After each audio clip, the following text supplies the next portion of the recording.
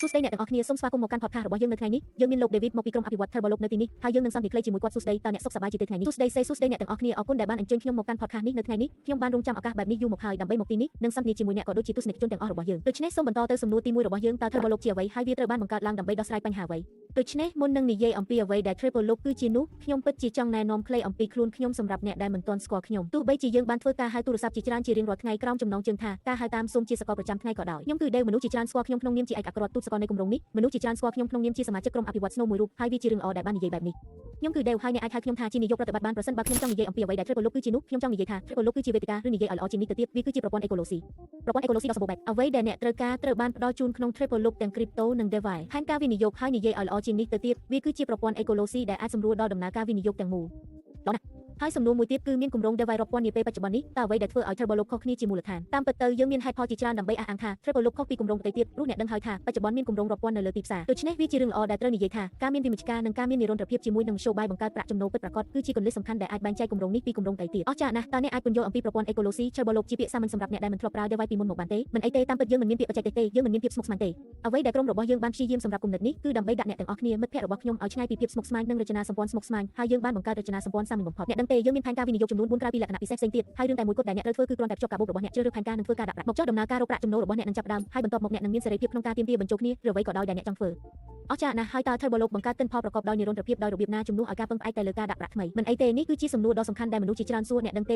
យើងមានវិធីផ្សេងគ្នានៃការបង្កើតប្រាក់ចំណូលហើយគ្រប់វិធីទាំងអស់សុទ្ធតែនាំទៅរកការស្ថិតនៅក្នុង PancakeSwap Threepool គឺជាកន្លែងដែលការដាក់ប្រាក់ទាំងអស់នឹងទៅដោយផ្ទាល់ក្រៅពីនោះយើងមានប្រព័ន្ធ Turbobase ដែលបង្កើតថ្លៃសេវាខ្លះយើងមានប្រព័ន្ធ TurboSwap ដែលបង្កើតថ្លៃសេវាខ្លះម្ដងទៀតថ្លៃសេវាទាំងអស់នេះអ្នកដឹងទេវាមិនមែនជាដំណើរការផ្លូវតែមួយទេយើងមានវិធីបង្កើតប្រាក់ចំណូលចំនួន3គ្រប់វិធីទាំងអស់បង្កើតថ្លៃសេវាហើយថ្លៃសេវានេះនឹងត្រូវបានប្រើជាប្រាក់ចំណេញហើយនេះគឺជាអ្វីដែលធានានូវនិរន្តរភាពនៃគម្រោងនេះគឺជាអ្វីដែលក្រុម Turbolog បានធ្វើការយ៉ាងជំនាញហើយបានបន្តធ្វើការក្នុងរយៈពេលដ៏យូរហើយហេតុអ្វីបានជា Binance Smart Chain ត្រូវបានជ្រើសរើសជាមូលដ្ឋានគ្រឹះនៃពិធីការដូច្នេះអ្នកគ្រប់គ្នាដឹងថា Basket Chain គឺជាខ្សែសង្វាក់ដ៏ពេញនិយមនិងលឿនបំផុតមួយហើយក្នុងពេលជាមួយគ្នានេះយើងមិនចង់ឲ្យប្រជាជនរបស់យើងអ្នកប្រើប្រាស់របស់យើង Turbologers របស់យើងឆ្លងកាត់កម្រិតខ្ពស់និងចំនួនថ្លៃសេវានិងពន្ធខ្ពស់នោះហើយជាមូលហេតុដែល Binance Smart Chain ត្រូវបានជ្រើសរើសអ្វីគ្រប់យ៉ាងអាចត្រូវបានតាមដានអ្វីគ្រប់យ៉ាងអាចត្រូវបានតាមដានយ៉ាងងាយស្រួលតាមរយៈ Blockchain នៅក្នុង Base Scan Explorer ហើយសន្តិសុខគឺជាកង្វល់ដ៏ធំបំផុតមួយនៅក្នុង Crypto អ្នកដឹងរឿងនោះតើវិធានការសន្តិសុខអ្វីខ្លះដែល Turbolog បានអនុវត្តដើម្បីការពារអ្នកប្រើប្រាស់ដូច្នេះអ្នកណាក៏ដោយដែលចង់ក្លាយជាផ្នែកមួយនៃគម្រោងនឹងយល់ពីការពិតដែលថាលក្ខណៈពិសេសមួយចំនួនគឺចាំបាច់អ្នកដឹងទេត្រូវតែមានតម្រូវការគួរឲ្យចាប់អារម្មណ៍មួយចំនួនសម្រាប់លក្ខណៈពិសេសទាំងនោះសន្តិសុខនិងសុវត្ថិភាពគឺជាអ្វីដែលយើងមិនអាចរំលងបាននោះហើយជាមូលហេតុដែលយើងបានធ្វើឲ្យគម្រោងរបស់យើងត្រូវបានត្រួតពិនិត្យដោយឯករាជ្យដោយក្រុមហ៊ុនពីរគឺ Hayes Crypto និង Solidity Scan ហើយវាជារឿងល្អដែលបាននិយាយថាយើងបានសម្រេចកម្រិតសន្តិសុខខ្ពស់បំផុតអ្នកដឹងទេម្យ៉ាងវិញទៀតយើងបានដាក់អ្វីគ្រប់យ៉ាងឲ្យអាចចូលប្រើបានសម្រាប់ប្រជាជនរបស់យើងសម្រាប់សហគមន៍របស់យើ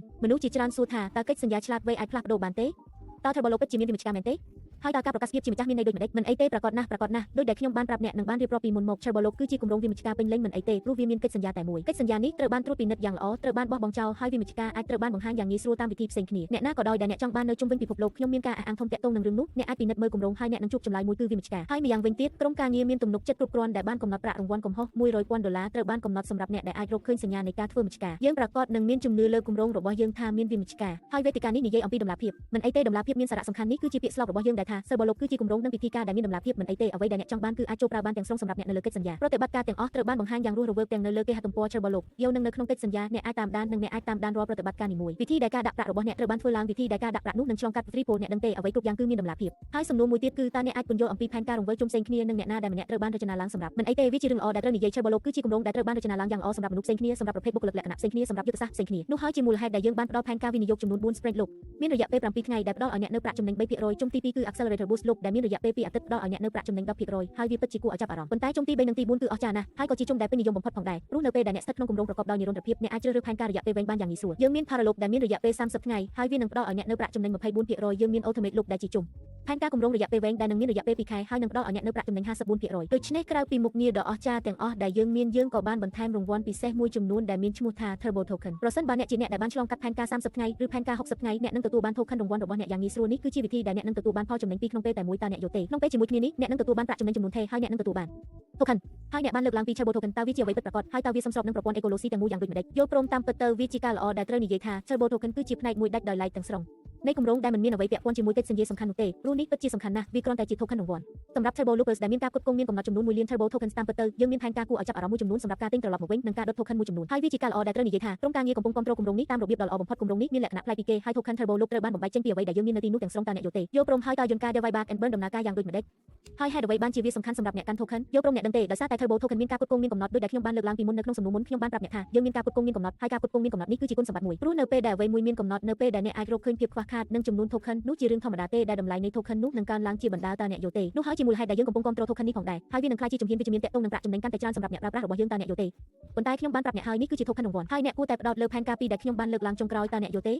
Parallel និង Ultimate Loop ហើយគម្រោងជាច្រើនមានការបែងចែកក្រុមធំហេតុអ្វីបានជា Turbo Loop ជ្រើសរើសគំរូនៃការចាប់ផ្ដើមដោយយុទ្ធធម៌ដោយគ្មាន token ក្រុមយកព្រមតាមពិតទៅវាជាការល្អដែលត្រូវនិយាយថាយើងមិនមានការបែងចែកក្រុមទេព្រោះយើងចាត់ទុកខ្លួនយើងជាអ្នកប្រើប្រាស់នៃប្រព័ន្ធ Ecology នេះព្រោះនេះគឺជាកិច្ចសន្យាដែលកំណត់សម្រាប់អ្នកប្រើប្រាស់ហើយនឹងមិនផ្លាស់ប្ដូរឡើយដូច្នេះខ្ញុំជាអ្នកប្រើប្រាស់អ្នកក៏ជាអ្នកប្រើប្រាស់ដែរមិនមានភាពខុសគ្នារវាងអ្នកនិងខ្ញុំទេហើយនេះគឺជាហេតុផលមួយទៀតដែលហៅវាថាជាប្រព័ន្ធវិមជ្ឈការហើយតើកម្មវិធីណែនាំនិងភាពជាអ្នកដឹកនាំផ្ដល់រង្វាន់ដល់អ្នកអសាងសហគមន៍ដោយរបៀបណាខណៈពេលដែលនៅតែមាននិរន្តរភាពអ្នកដឹងទេមានប្រព័ន្ធណែនាំដ៏គួរឲ្យចាប់អារម្មណ៍មួយនៅក្នុងគម្រោងរបស់យើងមានប្រព័ន្ធណែនាំ20កម្រិតហើយហេតុផលតែមួយគត់ដែលយើងកំណត់វាគឺដើម្បីឲ្យអ្នកគ្រប់គ្នាស្គាល់គម្រោងនេះតើអ្នកយល់ទេយើងមិនបានសង្កត់ធ្ងន់លើបរិមាណនោះទេយើងបានសង្កត់ធ្ងន់លើការធ្វើឲ្យគម្រោងនេះកាន់តែមានអ្នកស្គាល់ច្រើនឡើងដោយអ្នកប្រើប្រាស់នោះហើយជាមូលហេតុដែលយើងបានផ្ដល់ប្រព័ន្ធណែនាំ20កម្រិតនិងចំណាត់ថ្នាក់ភាពជាអ្នកដឹកនាំចំនួន7យល់ព្រមវាជាការល្អដែលត្រូវនិយាយថាក្រុមការងារគ្រប់គ្រងសហគមន៍ពីហៅប៉ៅរបស់ខ្លួនតើអ្នកយល់ទេដូច្នេះនេះគឺជាមូលហេតុដែលខ្ញុំកំពុងប្រាប់អ្នកថាក្រុមការងារដែលមានជំនាញវិជ្ជាជីវៈនិងក្រុមការងារដែលមានការប្តេជ្ញាចិត្តកំពុងគ្រប់គ្រងគម្រោងនេះខ្ញុំពិតជាកោតសរសើរដល់សមាជិកក្រុមរបស់ខ្ញុំម្នាក់យល់ហើយតើសហគមន៍ដើរតួនាទីអ្វីខ្លះក្នុងភាពជោគជ័យរយៈពេលវែងរបស់ Turbo Loop យកព្រមវាជាការល្អដែលត្រូវនិយាយថាអ្នកដឹងទេ Turbo Loop គ្រប់ពេលនៅក្នុងការហៅទូរស័ព្ទរបស់ខ្ញុំប្រាប់ការពិតថា Turbo Loop សំនឹងទទួលបានការស្គាល់ពីអ្នកគ្រប់គ្នាហើយអ្នកគ្រប់គ្នាគួរតែដឹងថា Turbo Loop មានបទមានយល់ព្រមដូច្នេះវាអាចធ្វើឲ្យសាមញ្ញហើយវាអាចបង្កើនស្ថិរភាពហិរញ្ញវត្ថុរបស់អ្នកហើយតាមពិតទៅខ្ញុំបានប្រាប់អ្នកថា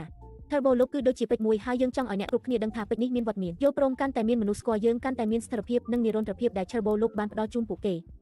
េយល់ព្រមហើយតើអ្វីជាការយល់ច្រឡំធំបំផុតដែលមនុស្សមានអំពី Turbo Loop ហើយតើអ្នកនឹងដោះស្រាយវាដោយរបៀបណាតាមពិតទៅភាគច្រើននៃពេលវេលាដោយសារតែការពិតដែលថាយើងមានគម្រោងរាប់ពាន់នៅលើទីផ្សារហើយមនុស្សជាច្រើនបានបាត់បង់ប្រាក់យ៉ាងច្រើនរួមទាំងខ្ញុំផងដែរអ្នកដឹងទេខ្ញុំបានបាត់បង់ប្រាក់យ៉ាងច្រើននៅក្នុងគម្រោងជាច្រើនមនុស្សមានការព្រួយបារម្ភអំពីនិរន្តរភាពហើយមនុស្សមានការព្រួយបារម្ភអំពីការបរាជ័យពីមុនរបស់ពួកគេនៅក្នុងគម្រោងផ្សេងទៀតប៉ុន្តែយល់ព្រមខ្ញុំមិននៅទីនេះដើម្បីបញ្ចុះបញ្ចូលអ្នកទេខ្ញុំមិននៅទីនេះដើម្បីបង្ខំអ្នកទេមិត្តរបស់ខ្ញុំមិននៅទីនេះដើម្បីជូនដំណឹងដល់អ្នកដោយការសន្និខុសនិងព័ត៌មានខុសនោះទេហេតុអ្វីព្រោះខ្ញុំបានប្រាប់អ្នកហើយដោយសារដំណាភាពយើងបានដាក់ព័ត៌មានទាំងអស់ឲ្យមនុស្សអាចចូលប្រើបានព័ត៌មានទាំងអស់ដែលអ្នកត្រូវការប្រតិបត្តិទាំងអស់រាល់អ្វីដែលអ្នកត្រូវដឹងនិងអ្វីដែលអ្នកត្រូវធ្វើការស្រាវជ្រាវដោយខ្លួនឯងត្រូវបានផ្ដល់ជូនយ៉ាងល្អសម្រាប់អ្នកហើយតាមមុខងារឬការអភិវឌ្ឍដ៏គួរឲ្យរំភើបអ្វីខ្លះដែលនឹងមកដល់ក្នុងដំណាក់កាលបន្ទាប់នៃផែនទីបង្ហាញផ្លូវរបស់ Turbo Loop យកព្រមតាមពិតទៅដោយដែលក្រុមការងារបានសម្រេចចិត្តវាជាការល្អដែលត្រូវនិយាយថាយើងមានការអាប់ដេតជាច្រើននៅលើផ្លូវតាមពិតទៅ Turbo Token គឺជាផ្នែកមួយក្នុងចំណោមនោះហើយវាពិតជាគួរឲ្យចាប់អារម្មណ៍ណាស់ម្យ៉ាងវិញទៀតយើងមានប្រព័ន្ធធានារ៉ាប់រង Turbo Loop ដែលនឹងមកដល់ក្នុងពេលឆាប់នេះម្យ៉ាងវិញទៀតយើងនឹងផ្ដល់និងរៀបចំការប្រកួតប្រជែងប្រចាំសប្តាហ៍និងបរិយាកាសប្រកួតប្រជែងដែលមានសុខភាពល្អសម្រាប់មនុស្សដើម្បីប្រកួតប្រជែងជាមួយខ្លួនឯងដោយសុខភាពល្អនិងតាមរបៀបដ៏ស្រស់ស្អាតនិងគួរឲ្យរំភើបហើយតាមពិតទៅយើងកំពុងផ្ដល់នៅផែនទីបង្ហាញផ្លូវដ៏ល្អមួយហើយឆាប់នេះយើងនឹងមានដំណើរកម្សាន្តជាសកលក្រុមអភិវឌ្ឍនឹងធ្វើដំណើរទៅកាន់កន្លែងផ្សេងហើយនឹងធ្វើការលើទិដ្ឋភាពជាច្រើននៃគម្រោងដោយផ្ទាល់ជាមួយមនុស្សហើយតោះនិយាយអំពីនរណាម្នាក់ដែលចង់ចាប់ផ្ដើមនៅថ្ងៃនេះតើអ្វីជាជំហាន3ដំបូងដែលអ្នកណែនាំជប់អ្នកដឹងទេពេលចង់ទិញអាវយឺតអ្នកតែងតែទៅកន្លែងផ្សេងដើម្បីពិនិត្យនិងសាកល្បងនេះជាវេទិកាវិនិយោគដូច្នេះអ្នកត្រូវស្រាវជ្រាវដោយខ្លួនឯងអ្នកត្រូវពិនិត្យគេហទំព័រពិនិត្យកិច្ចសន្យានិងពិនិត្យគ្រប់ទិដ្ឋភាពនៃគម្រោងចំណុចល្អគឺយើងមានការហៅតាមសូមជាស្កររៀងរាល់ថ្ងៃនៅម៉ោង5ល្ងាចអ្នកអាចចូលរួមជាមួយយើងបានយ៉ាងងាយស្រួលម្យ៉ាងវិញទៀតយើងមានការហៅតាមសូមក្នុងតំបន់សម្រាប់តំបន់ផ្សេងគ្នាដែលអ្នកអាចចូលរួមបាន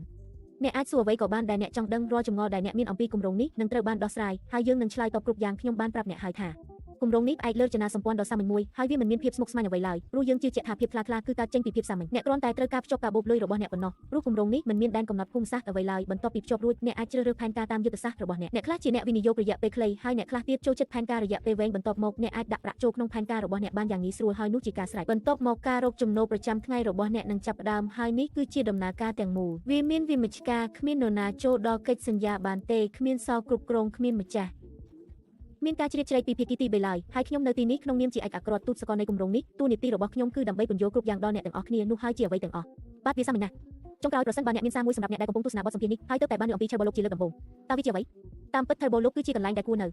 វាជាកន្លែងដែលរាល់ជំហានដែលអ្នកដើរនឹងទទួលបានផលចំណេញយ៉ាងពេញលេញជាដំបូងផែនការទាំងនេះគឺមានផលចំណេញខ្ពស់ទី2អ្នកនឹងទទួលបាន Turbo Token ទី3យើងមានប្រព័ន្ធណែនាំដែលចំណេញបន្ទាប់មកយើងមានប្រព័ន្ធដឹកនាំដែលអ្នកអាចទទួលបានតំណែងដ៏ល្អបន្ទាប់មកទៀតយើងមានប្រាក់រង្វាន់សម្រាប់ការចូលរួមប្រសិនបើអ្នកណែនាំគម្រោងនេះទៅកាន់នរណាម្នាក់ហើយបុគ្គលនោះជ្រើសរើសផែនការ30ថ្ងៃឬ60ថ្ងៃអ្នកនឹងទទួលបានប្រាក់រង្វាន់ផ្ទាល់ទៅក្នុងការបូកលុយរបស់អ្នកបន្ទាប់មកទៀតយើងមានការប្រកួតប្រចាំសប្តាហ៍ដែលអ្នកគួរតែចូលរួមសរុបមកគ